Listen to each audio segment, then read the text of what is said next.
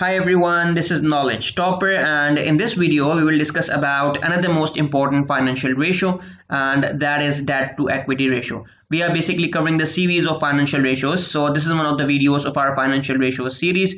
We will understand this with the help of an example as always we do, so more importantly your concept should be clear.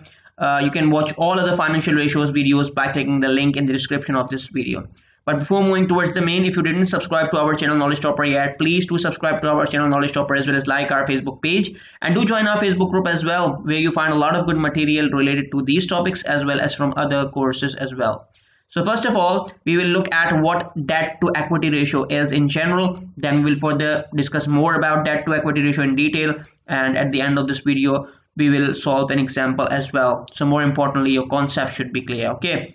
So, as written on your screen, the debt to equity ratio is a financial liquidity ratio that compares a company's total debt to total equity. The debt to equity ratio shows the percentage of company financing that comes from creditors and investors. Like basically, in simplest of words, you can say that the debt to equity ratio is a comparison of a company's total debt to total equity. Okay. Like suppose if a company has a higher debt to equity ratio, it basically indicates that more credit financing like bank loans is used by company than as compared to investor financing, or you can say equity financing or shareholder financing. Okay. Now we will see the formula. So here is the formula. So basically the debt to equity ratio is calculated by dividing total liabilities by total equity. Okay. Like the debt to equity ratio is also considered as a balance sheet ratio as well, because you know that like all of these elements like total liabilities and total equity belongs to balance sheet items. Okay, so this ratio is also considered as a balance sheet ratio because all of the elements that are reported on the balance sheet. Okay. Now we will quickly jump to our example that I prepared for you guys to more clear our understanding about debt to equity ratio. So here is the example. Assume a company has $1 lakh of bank lines of credit and a $5 lakh of mortgage on its property. Okay, the shareholders of the company have invested $1.2 million. Here's how you can calculate the debt to equity ratio. So we have all the information related to our formula. So like here $1 lakh of bank lines of credit and $5 lakh mortgage. So if we talk about total liabilities, we have $1 lakh of bank lines of credit and we have $5 lakh of mortgage on property. Okay. Then we have if we talk about total equity, we have shareholders of the company have invested 1.2 million. So we have $1.2 million of our equity. Okay. So we just simply put these values in our formula and easily calculate the debt to equity ratio. So in our case, it comes out to be 0.5. So basically what this 0.5 tells us that there are half as many liabilities than there is equity, okay, of a company. Like though each industry has different debt to equity ratio benchmarks, but as some industries tend to use more debt financing than others, so like a debt ratio of 0.5, it means that there are half as many liabilities than there is equity.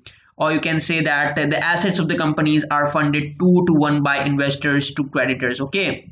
Now suppose like here the answer of debt to equity ratio comes out to be 1. So basically it means that the investors and creditors have an equal stake in the business assets. Okay, like if we talk about further related to this, like a lower debt to equity ratio usually implies a more financially stable business. Okay, because like companies with a higher debt to equity ratio are considered more riskier to creditors and investors than companies with a lower ratio. Because like debt financing also requires debt servicing or regular interest payments. So debt can be a far more expensive form of financing than if we compare to equity financing. Okay, so basically companies leveraging large amount of debt might not be able to make the payments. Okay, so companies with a higher debt to equity ratio are considered more risky to creditors and investors. Okay. And one more thing to add in this, like usually creditors view a higher debt to equity ratio as risky, because like it shows that investors haven't funded the operations as much as creditors have. and investors don't have as much skin in the game as the creditors do.